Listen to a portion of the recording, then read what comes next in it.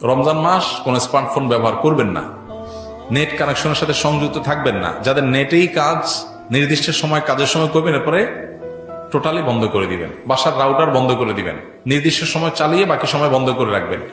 Decision নেন, দেখবেন আপনার রমাদানের অন্য 10টা 20টা প্রস্তুতির চেয়ে এই একটা প্রস্তুতি আপনার রমাদানকে অনেক বেশি অর্থবহ করে দিবে ইনশাআল্লাহ।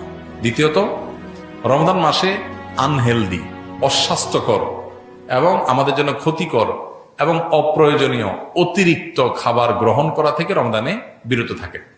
দুইটা জিনিস, এই দুইটা জিনিস যদি সঠিকভাবে করেন, আমার বিশ্বাস আপনার রমাদানকে আপনি অনেক সুন্দরভাবে কাটাতে পারবেন। এবাদত বন্দেগীতে আপনি স্বাদ পাবেন, তৃপ্তি পাবেন, স্পিরিচুয়াল যে আধ্যাত্মিক যে একটা প্রেরণা, শক্তি, এটা পাবেন।